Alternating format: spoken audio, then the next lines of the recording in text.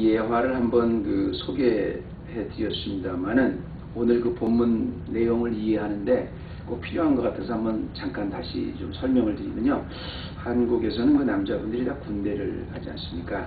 이제 군대 생활이 너무 힘드니까 다들 그렇게들 반문한대요. 날짜를 정해놓고 도대체 언제 내가 제대를 할 수 있을까? 그래서 2년 남았다, 1년 남았다, 드디어 6개월 남았다. 뭐 사원들 하면 꼭 그런답니다. 그 선임 군대 상관들이 1년 남기는 뭐 그 1년 후에 그날이 오겠냐 이렇게 물어본대요. 웃기지 마라. 너 그날은 안 돌아오니까 먹지 마라. 그때 뭐 한 말도 없고 군대니까 근데 그 말을 들으면 이제 거기 있는 군인들이 그 마음속에 그렇게 위로한대요. 그래, 내가 지금 이렇게 당하고 있지만 그래도 국방부의 시계는 돌아간다. 그 말은 뭐냐면 네가 뭐라 그래도 어쨌든 국방부의 시계는 점점점 다가온다 그 말인데요. 사실 그게 진리잖아요. 제가 오늘 아침에 여러분한테 이런 말씀을 하고 시작한 게 뭐냐면 국방부의 시계뿐 아니겠습니까? 시계뿐이겠습니까? 뭐 저기도 시계가 있지만 심지어 모든 세상의 시계가 다 멈춰놓고 배터리를 빼놔도 상관없이 시간은 계속 가요. 세상에 온 시계를 다 붙들어 매놔도 여전히 시간은 돌아가요. 쉽게 말하면 정해놓은 끝이 있다는 겁니다. 제가 왜 이 말씀을 드리냐면 우리가 다니엘서를 지금 쭉 보고 있는데 만약에 그 예화를 우리 삶에 대비해 본다면 그래요.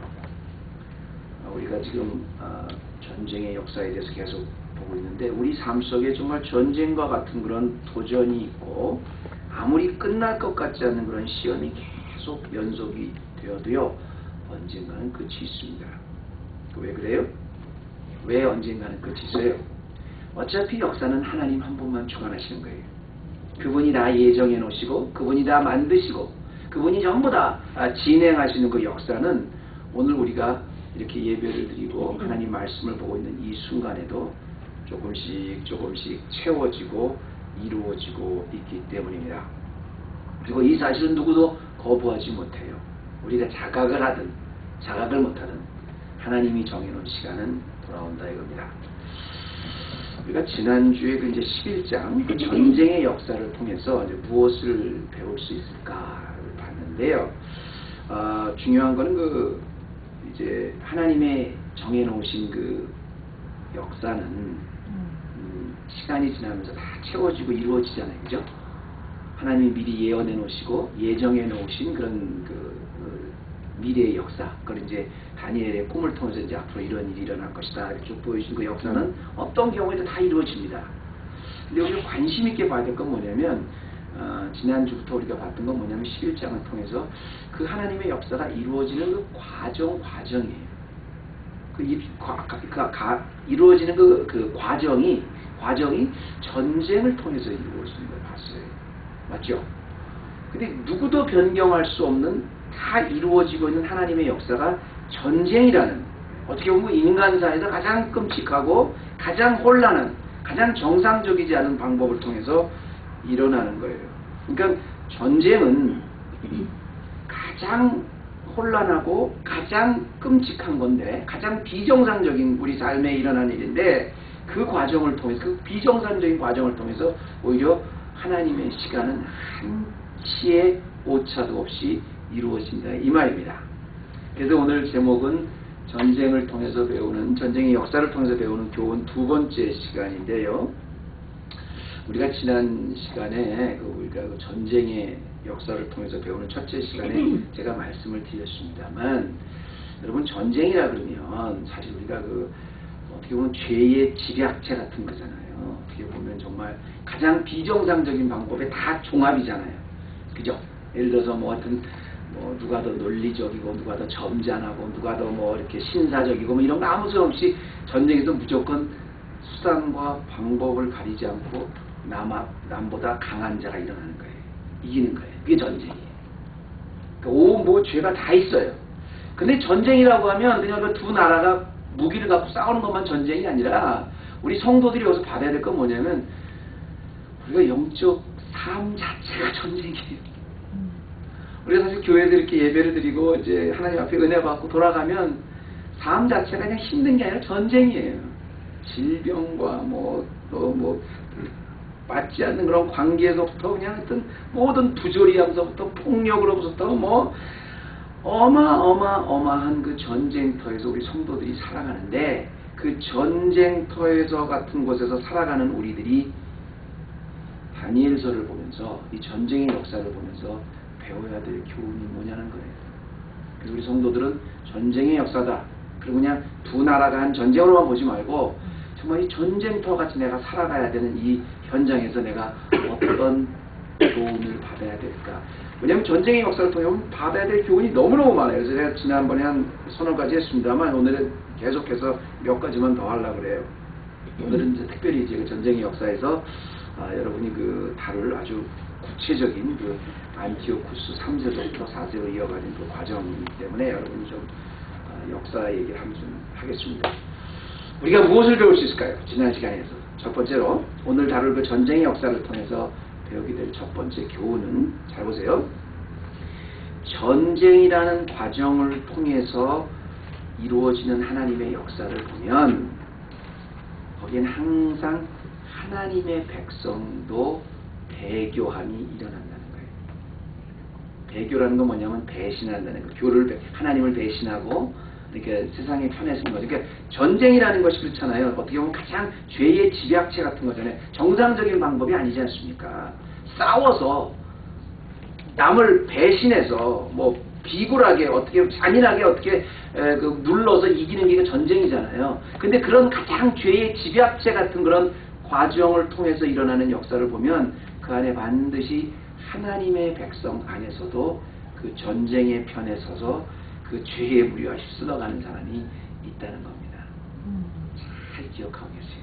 우리가 이 전쟁터와 같은 이런 영적 전쟁터 같은 걸 사다 보면 여러분 잘 기억하세요.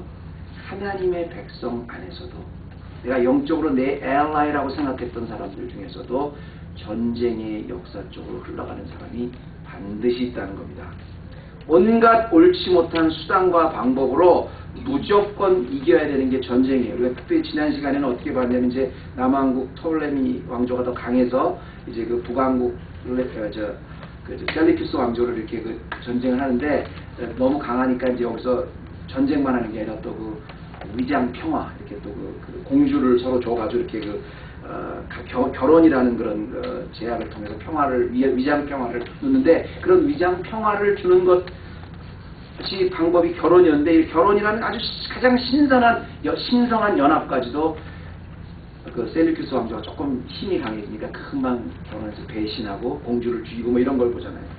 전쟁을 통해서 인간이 얼마나 죄성이 악하고 얼마나 우리 인간의 그 욕망이 그 사악한가를 잘 보여주는 바로미터 같은 게 전쟁인데, 중요한 건 뭐냐면 그런 죄를 예표하는 바로미터와 같은 이 전쟁의 역사 가운데서 그 사악하고 나쁜 통로, 나쁜 방법을 수긍하고 따라가는 사람들이 하나님의 백성 안에서도 꼭 나온다는 거예요.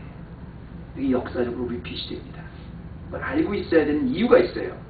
이걸 주목해야 되는 성도는 이유가 있어요. 우리 14절 말씀을 이제 보면 그때에 여러 사람이 일어났어요. 오늘 여기에는 여러분 알겠지만 이제 톨레미, 우리가 어디까지 했냐면 이제 톨레미 왕조가 지난주에 13절을 제가 좀 먼저 보여드릴게요.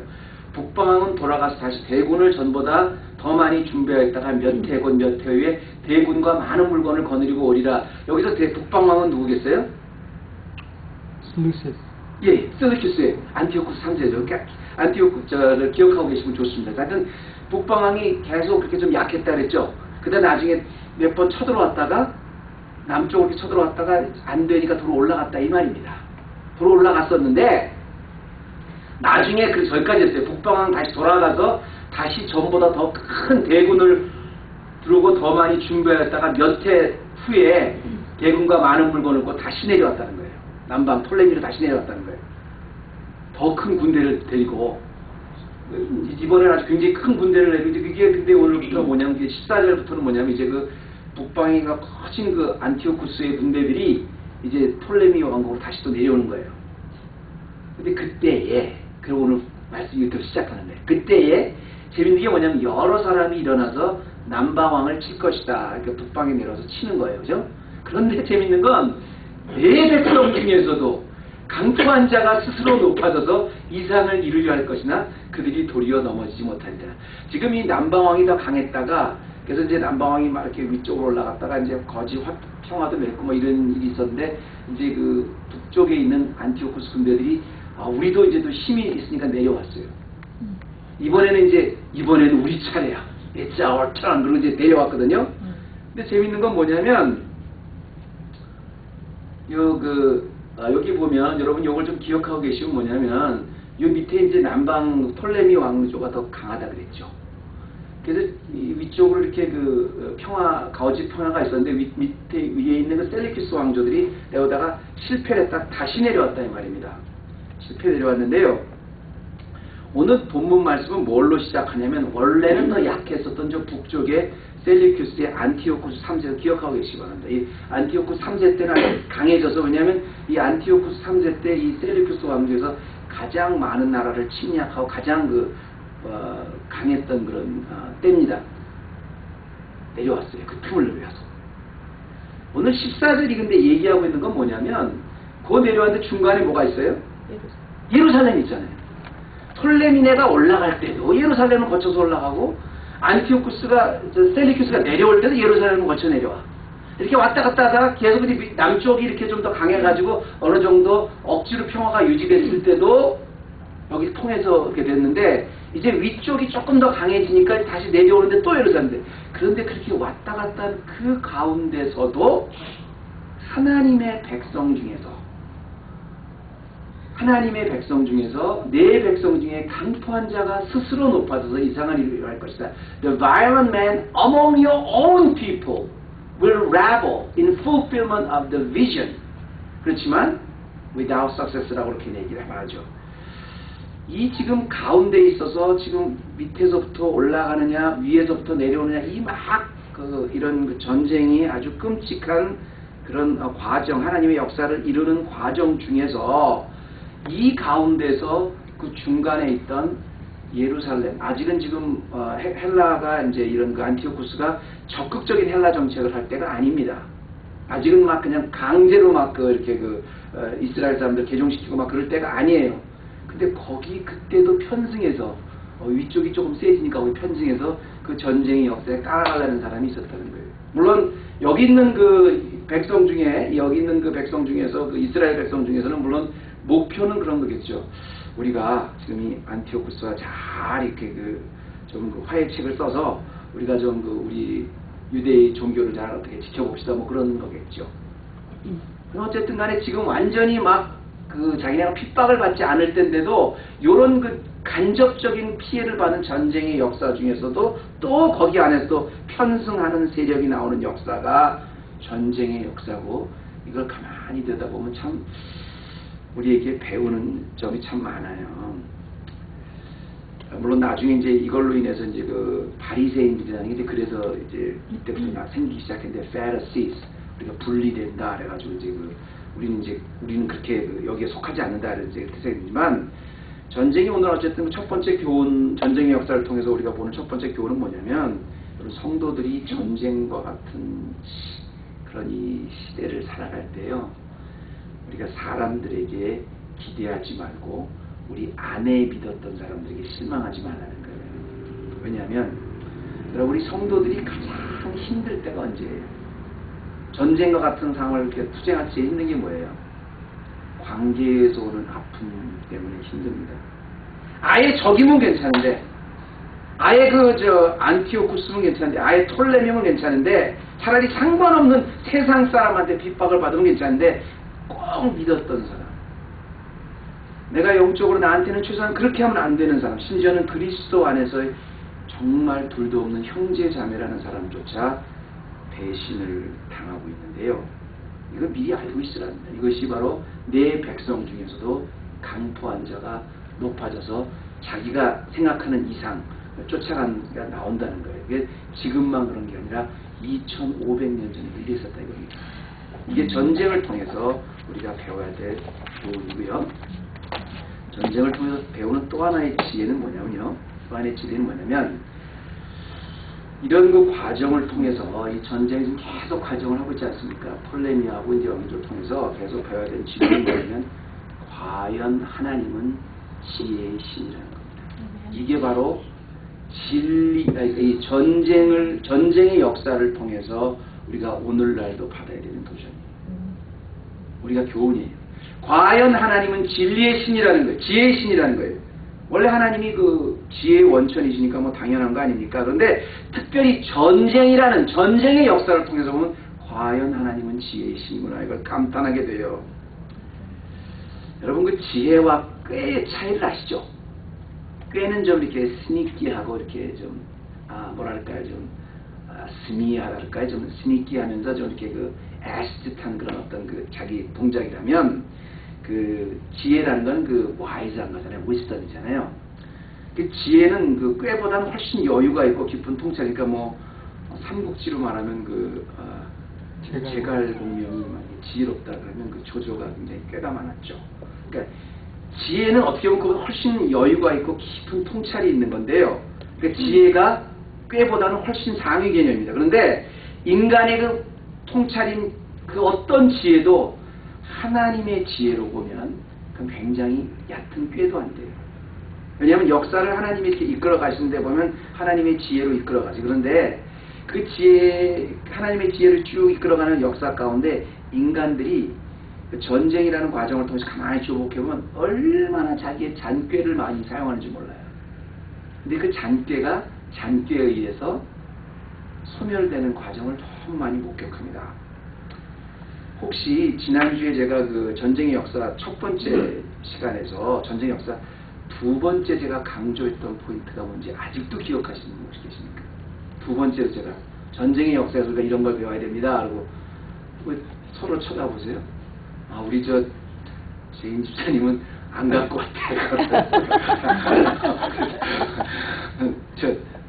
두 번째 그 포인트가 뭐냐면 하나님은 그 세상의 강함을 통해서 그 강함이 얼마나 스스로 약한 것을 스스로 드러나게 하신다는 제가 그런 말을 드려서 이게 전쟁의 역사를 통해서 볼 수 있는 교훈이라고 했는데 거기에 대표적인 사람이 누구였었죠? 아하스레 왕. 할렐루야. 그 페르시아의 아하스레 왕 너무 강한 왕이었는데 아는 말. 아시라고. 뭐라고요? 아시아의 왕? 사도 바울이라고 했는데요. 아는 말 맞았다고 하죠. 저는 멀리 들어서 아파스 폴이라는 말이 제가 아스라고 썼어요. 아스라고 하셨습니다. 아는 말. 그럼 보통 사모님은 그럼 그렇지 그럼 또 드러내십니까? 모른 척 해주시지. 너무 강한 왕이었어요. 페르시아에 너무 강한 왕이었었죠. 그죠? 그래서 우리가 죽으면 죽으리라 그 에스더가 그 나갔던 그 왕. 너무 강한 왕이라서 결국 스스로 결국 강함 때문에 자기의 강함 때문에 스스로 그 헬라에 망하게 되잖아요. 그 살레나스 전쟁에서. 그런데 중요한 건 뭐냐면 지난번에는 너무 강하다고 생각하면 그 강함이 얼마나 약한 거를 스스로 드러나게 되는데 이번에 전쟁의 역사를 통해서 배우는 교훈은 뭐냐면 인간의 악한 꾀는 그 악한 또 다른 악한 꾀에서 스스로 넘어가게 하나님이 하십니다. 이게 하나님의 지혜예요.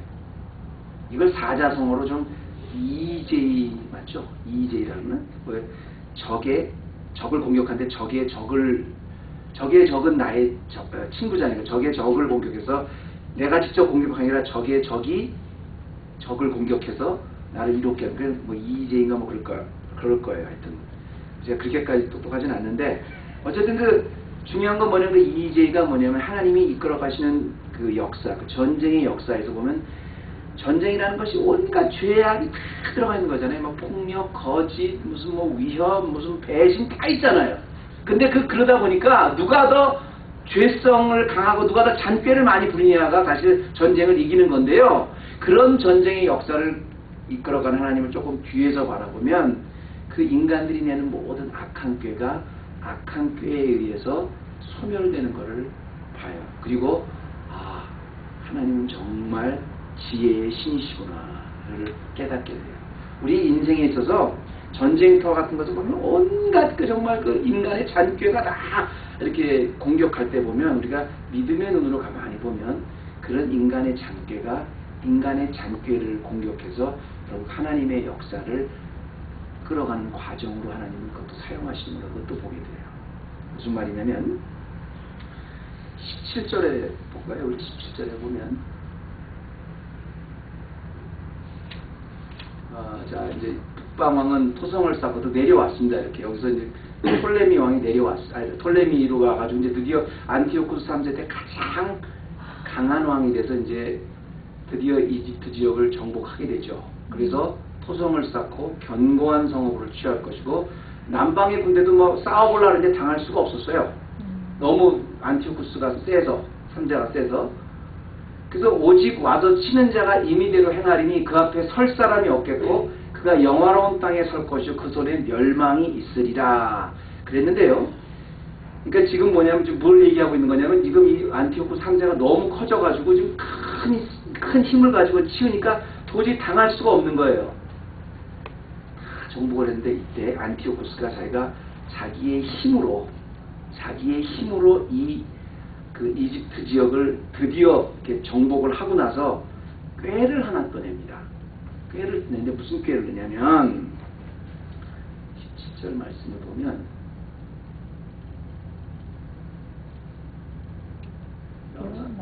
마왕을 칠 것이요 내 백성의 강포한 자가 쓸어 높아져 이상할 것이다. 자 그랬는데요. 자 보면 말씀 죄송합니다. 여기 있네요. 그가 결심하고 전국의 힘을 다하여 이르렀다가 그가 화친할 것이요 또 여자의 딸을 그에게 주어 그 나라를 패망케 하려 할 것이나 이루지 못하리니 그에게 부익하리라. 이 말이 뭘 하는 거냐면 지금까지 16절까지는 그동안 약했던 그 북방 셀루키스 왕조의 안티오쿠스 3세가 이제 어마어마한 군대를 내려와서 이집트를 칩니다. 톨레미 왕조를 쳐요. 그래서 일간 완전히 정복은 못하고 어쨌든 정복을 해요. 정복해서는 여기서 당하지 못하는. 그런데 정복을 해서 제일 먼저 했던 일이 있습니다. 그게 뭐냐면 정복을 하자마자 다 쓸어버리는 게 아니라 다시 화친을 제안합니다. 지금 그 얘기를 하고 있는 거예요. 화친을 제안하는데 이게 아주 인간의 아주 나쁜 꾀예요. 나쁜 꾀인데 그 꾀는 왜 그게 인간의 나쁜 꾀였냐면은 제가 나중에 설명을 드릴게요. 조금 이따 다시 설명을 드리는데요. 17절에 보면 남방 톨레미 왕조의 지역을 이제 안티오쿠스가 다 침략을 하고요. 이 안티오쿠스 3세가 남왕국에 쳐들어와서 정복을 해서 제일 먼저 화해 정책을 쓰는데요. 이게 아주 철저하게 잘 계획된 인간적인 꾀였습니다. 이 인간적인 꾀였는데 왜 그러냐면 자기가 지금 정복을 했지만 곧 다시 자기 돌아가야 될 거 아니에요. 그죠? 다시 정복을 해서 다시 이제 셀루키스 나라 도망가야 돼. 근데 그럼 이제 또 여기가 또 금방 또 커져서 또 자기네를 또 칠 수도 있잖아요. 그러니까 이 사람이 어떤 꾀를 내냐면 그 남방의 톨레미 왕조를 장악하고 나서 그 다음에 거짓 평화를 짓는데요. 자기 딸을 그 톨레미 5세에게 그 이제 공주로 줍니다. 그럼 어떻게 돼요?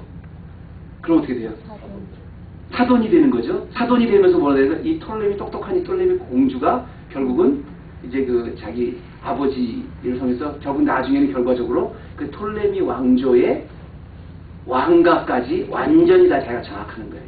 그게 장악할 수가 있는 거예요. 지금 이렇게 아주 악한 꾀를 내는 건데요. 이런 것까지 지금 다니엘서를 통해서 미리 하나님이 이런 악한 자들이 악한 꾀를 낼 것이라는 것까지도 다 다니엘서는 예언을 한 거예요. 자, 그냥 만약에 여기서 점령하고 올라갔다면 그만인데 이건 단기적으로 이제 정복한 거예요. 근데 정복하고 나서 장기적으로 이 꾀를 내서 자기 딸을 톨레미 5세에게 공주로 주면 앞으로 그 왕조를 자기가 완전히 다 장악할 수 있는 거예요. 그러면 앞으로 미래에도 다 이거 되는 거예요. 이게 악한 꾀죠. 그런데 여러분 문제가 하나 이게 왜 악한 꾀냐면 이 여자의 딸을 그에게 주어 그 나라를 패망하게 하려 할 것이나 결국은 이루지 못했다 그랬죠. 이때 여기 자기 딸을 여기다 했는데 그 딸이 누군지 혹시 아세요? 안티오쿠스 3세가 자기 딸을 미래에 정복하려고 주려고 그래요. 혹시 누군지 아세요? 이 사람이 바로 이 여자가 바로 클레오파트라입니다. 근데 여러분 잘 아죠? 이 클레오파트라 1세입니다. 근데 클레오파트라 1세는 여러분 내가 클레오파트라 그러면 여러분이 이 사람을 생각해 뭐 엘리자베스터가 영화로 나왔던 이 여자 이 여자 누군지 모르겠는데 그 영화로 나왔던 클레오파트라로 여러분 생각하기엔 아마 클레오파트라만 7세쯤 될 거예요. 제가 말하는 건 클레오파트라 1세입니다. 그러니까 클레오파트라라는 게 뭐냐면 헬라어 말인데 그 바로가 큰 집이라 그래서 그 이집트 지역을 다스리는 그 왕이잖아요. 남자 왕이잖아요. 왕의 이름이잖아요. 근데 클레오 뭐예요? 헬라어로 클레오 뭐예요? glory. 파트라 뭐예요? father. 헬라어로 그 아버지의 영광이라는 뜻이에요. 영광이라서 이집트 지역을 다스리는 그 여자를 클레오파트라라고 했어요. 근데 그 클레오파트라 1세가 바로 이 안티오코스 3세의 딸입니다. 그러니까 이게 굉장히 아주 인간적으로는 아주 굉장히 잔꾀죠. 지금 자기가 무력으로 정복하고 앞으로 먼 훗날을 위해서 자기 딸을 여기다 딱 공주로 세워놓는 거야. 그리고 나중에 이제 왕가를 다 장려해서 자기가 전부 다 이제 영원히 이 톨레미 왕조를 다 없애버리려고 했거든요. 근데 이게 왜 잔꾀냐면 그 여자들은 여러분 그 결혼하면 친정 말 안 들어요. 자기 남편 말 들어. 맞죠? 나도 딸을 넷이나 키우지만 그래가지고 이 여자가요 클레오파트라가 되고 나서 자기 아버지의 뜻을 따르는 게 아니라 톨레미 5세하고 짝짝꿍이 돼가지고 이때 이제 톨레미 5세하고 짝짝꿍이 돼가지고 참 안타까운 건데 이제 자기 아버지를 등져요. 근데 이제 힘이 없잖아요. 자기 톨레미 5세가 짝짝꿍이 돼서 물론 이 여자는 아닌데 이 여자가 해가지고 누구랑 손을 잡냐면 누구였어요? 이때 당시에 이제 근동 지방에 이제 새로운 강자로 떠오르기 시작한 전혀 지금까지 생각하지 못했던 로마와 손을 잡습니다. 로마와 손을 잡아요. 이건 제가 누군지 모르겠는데 로마 스컬프처죠. 로마와 손을 잡기 시작해요. 그래가지고 오히려 뭐라 그랬어요? 여기 보면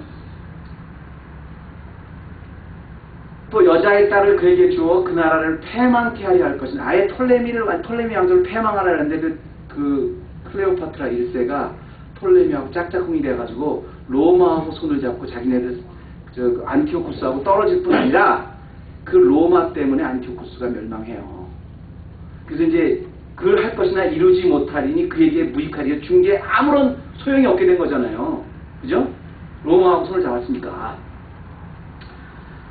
그런데 이제 이 여자가 나중에 이것이 기가 돼서 이제 그때부터 일어나기 시작한 로마와 손을 잡아가지고 먼 훗날 여러분이 잘 아는 이 클레오파트라 7세 엘리자베스 테일러가 맨 처음에 나왔었죠. 그 7세 때 그가 아마 톨레미 왕조에 아마 15대 정도 될 겁니다. 맨 마지막 왕조 때 결국 이 톨레미 왕조가 멸망당할 뻔했던 거를 누구죠? 안티오쿠스인가요?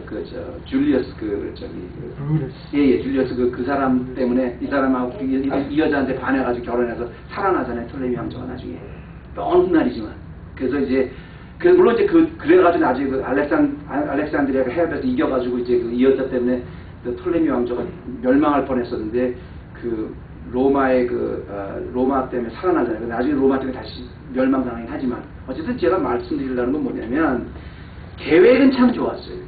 계획은 참 좋았어. 내가 침공해서 이때다. 내가 힘이 강할 때 하겠다. 오케이. 그리고 이제 앞으로 먼 훗날을 위해서 내 딸을 여기다 왕으로 세워놔서 내가 아예 톨레미 왕조를 완전히 없애겠다 그러는데 패망시켰다 그러는데 그렇게 이루지 못하리니 그에게 무익하리라. 이걸 보면 하나님은 우리가 뭘 느껴요? 어떻게 이렇게 자세하게 하나님의 계획을 심지어 그 계획 중에 보면 인간의 아주 그 잔꾀까지 스스로 사용해서 결국은 그 다른 잔꾀를 무너뜨리고 그 잔꾀에서 하나님의 역사가 이끌어가는 지혜의 신입니다. 그래서 제가 오늘 아침에 여러분 앞에 첫 예배를 드릴 때 너희 중에 누구든지 지혜가 부족하거든 모든 사람에게 후히 주시고 꾸짖지 아니하시는 하나님께 구하라. 그리하면 주시리라. 우리가 전쟁터와 같은 이런 어려움을 살면서 하나님 나 돈이 필요해요. 하나님 나 건강이 필요해요. 하나님 나 무슨 직업이 필요해요. 하나님 앞에서 학교가 필요해요. 다 좋지만 무엇보다 전쟁터와 같은 이 세상에서 살아나려면 하늘로부터 오시는 지혜의 신으로부터 주시는 하나님께 지혜를 구하시고, 세 번째는 마지막 하나만 더 할게요. 제가 빨리빨리 시간 맞춰서 하다 보니까 좀 굉장히 스킵하는 부분이 많은데, 어쨌든 간에 마지막 우리가 전쟁을 통해서 한 가지 더 배우는 교훈은 뭐냐면요. 결국 인간의 죄성이 만들어낸 탑은 견고하면 견고할수록, 탑이죠. 인간의 죄성이 만들어온 탑은 견고하면 견고할수록 외부에서가 아닌 내부로부터 꼭 실패하게 된다는 거예요. 무슨냐면 전쟁이라는 게 온갖 죄의 집약 세상인데, 전쟁으로 이렇게 만들어 놓은 이렇게 디펜스 하는 아주 강한 거는 그게 크면 크고 견고하고 높으면 높을수록 오히려 안에서부터 무너질 수밖에 없게 돼 있다는 겁니다. 그러니까 전쟁터와 같은 우리가 삶을 살아가면서 모든 죄가 막 일어날 때 보면, 야, 저 죄는 너무 강해서 저건 쓰러질 수가 없다. 누구도 건들 수 없다. 그 안으로부터 무너지게 돼 있어요. 그게 하나님이 원하시는 게 아니기 때문에. 그래서 왜 그런 거 있죠. 왜 큰 몇 천년 된 고목나무가 역사적으로 세계적이었던 고목나무가 그때 온갖 몇백 년 동안의 비바람을 맞고도 끄떡없었던 큰 나무가 그때 쓰러졌는데 왜 그랬을까 봤더니 바로 그 안에 벌레가 너무 많이 먹었어. 그래가지고 그렇게 두꺼운 나무가 그 풍파에도 다 견뎠던 나무가 쓰러지게 되지 않습니까? 근데 바로 전쟁터에서 보는 우리 교훈이 그렇다는 거예요. 세상의 그 강함이 외부가 아닌 안으로부터 꼭 실패하게 되는데, 이것도 어떻게 그 안으로부터 무너진가를 아무리 인간이 만들어 놓은 계획이 안으로부터 무너질 수밖에 없다는 걸 하나님이 자세하게 묘사해 놓은 게 오늘 바로 18절부터 18절, 19절인데요. 이게 무슨 뜻이냐면, 자, 18절에 보면 이렇게 해서 결국은 이루지 못했다 그랬죠.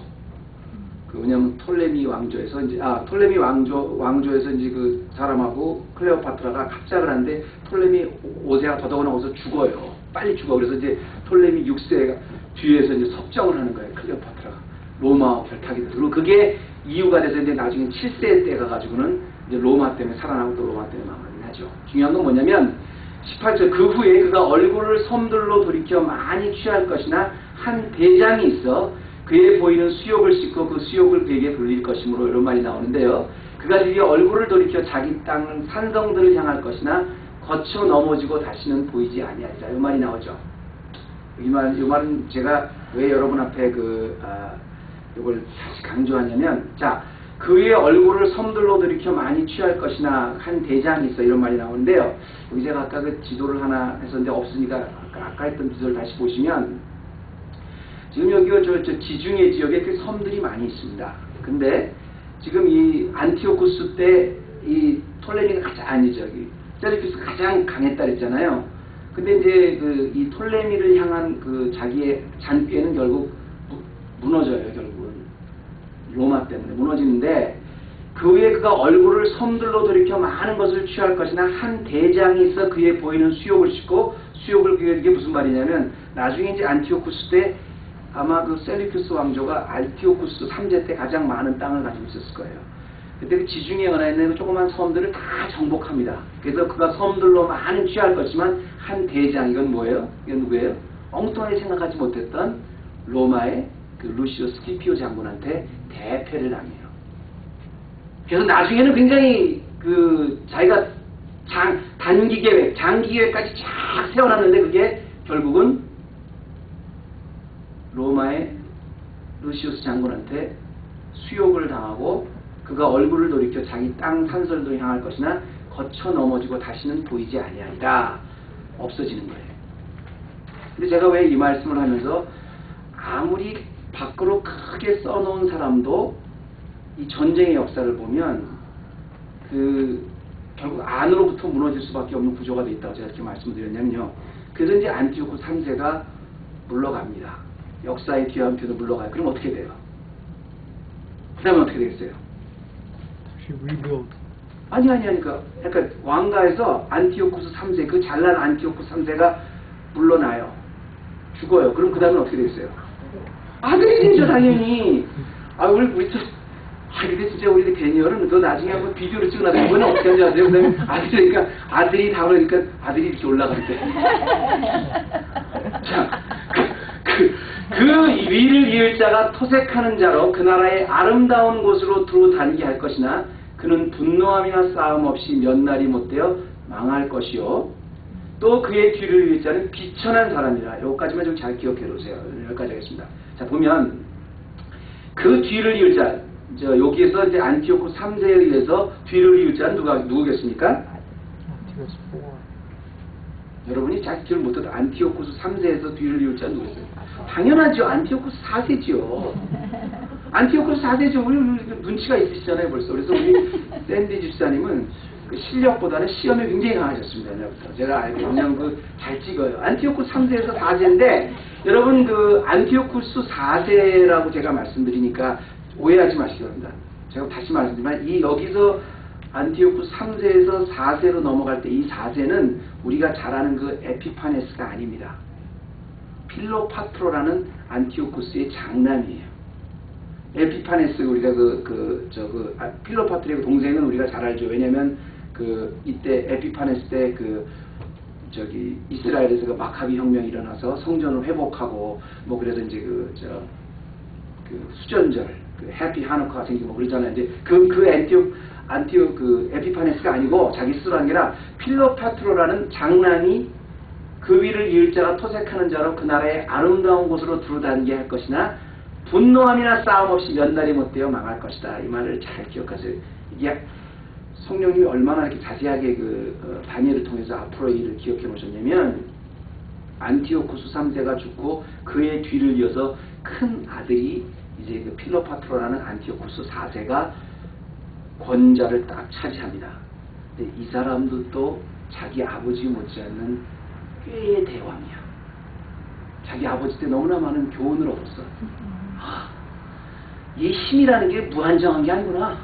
그래서 나는 이제 정복전쟁 같은 거 안 하겠다. 내 힘을 더 이상 늘리지 않겠다.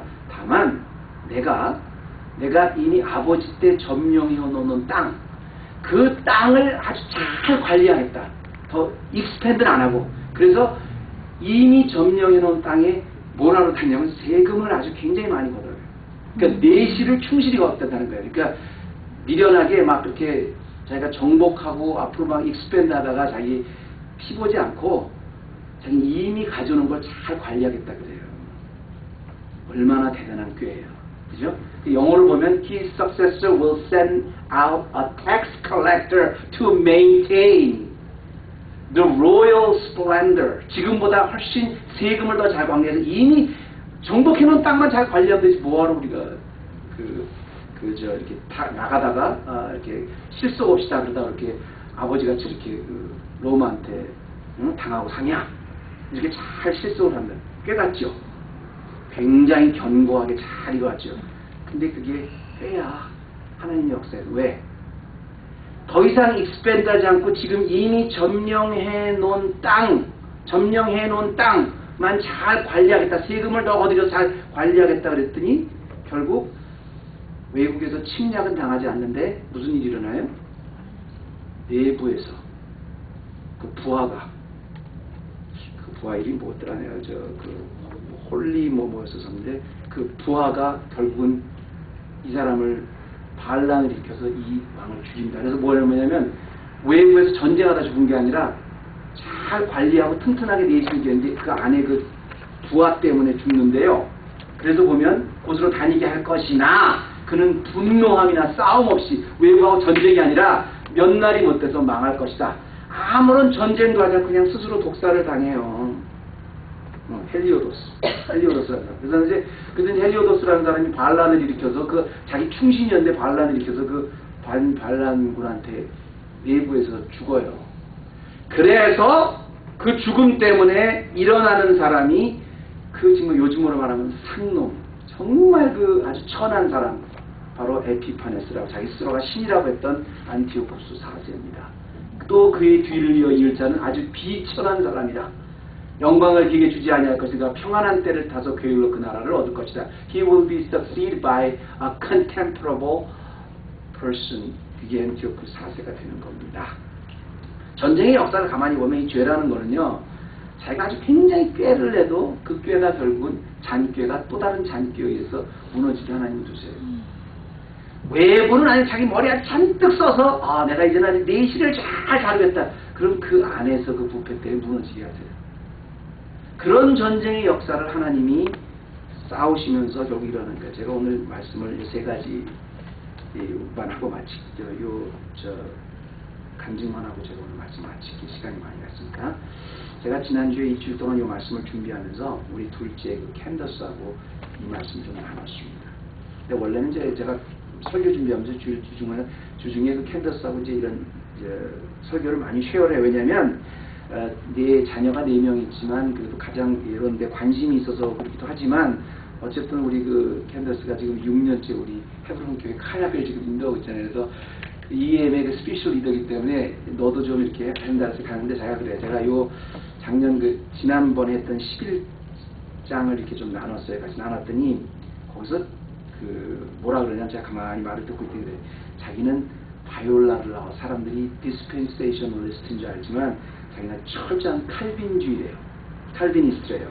그게 뭐냐면, 저는 칼비니스트하고 디스펜세이셔널 세대주의와의 칼빈주의 차이는 뭐냐면, 여러분 이렇게 한번 보시면 됩니다. 이제 세대주의라는 것은 모든 성경의 역사를 이렇게 세대로 나누는 거예요. 무슨 시대, 무슨 세대 나누는 거고요. 이 칼비니스트는 그 예정설을 주장하는, 그러니까 장로교라고 보시면 돼요. 세대주의는 침례교라고 보시면 돼요. 그러니까 근데 이 칼비니스트의 특징은 뭐냐면, 무조건 다 하나님 은혜라는 거예요. 무조건 다 하나님의 예정이고, 무조건 다 우리는 구원할 수가 없기 때문에 처음부터 끝까지가 무조건 다 하나님의 역사라는 거예요. 근데 왜 이 얘기를 왜 자기가 칼비니스트다, 자기가 디스펜세이셔니스트다, 이 얘기를 왜 우리가 하려 했냐면, 다니엘서 11장을 그러니까 쭉 보면서, 지난주에 했던 것도 그렇지만 이번 주에도 여러분 보면서 아시겠지만, 이게 사실은 다니엘의 꿈을 통해서 예언된 겁니다. 아니 근데 꿈을 통해서 앞으로 하나님께서 블러리하게 무슨 시대가 끝나면 페르시아가 지나면 가면 그리스가 나오고 이런 게 아니라, 이렇게까지 자세하게 하나님께서 예정해 놓으셨어요. 너무 자세하고 정확히 다 이루어졌잖아요, 이대로. 그러니까 너무 정확하니까 이제 리버럴들은 이래서 이거는 성경 말씀이 아니라 누군가 인간이 쓴 것이다, 후대 이런 그런 이따오 소리는 하고 있지만, 어쨌든 하나님의 말씀, 하나님이 이끌어 가시는 역사를, 하나님이 이끌어 가시는 역사는 이렇게 정확하게 자세하게 계획해 놓으시고 이루어 주시는데요. 여러분 이걸 보면서 우리가 어떤 교훈을 얻습니까? 하나님의 백성인 저와 여러분 한 사람 한 사람면서 하나님은 너무도 자세하고 너무도 구체적이고 너무도 옳은 계획을 다 갖고 계세요.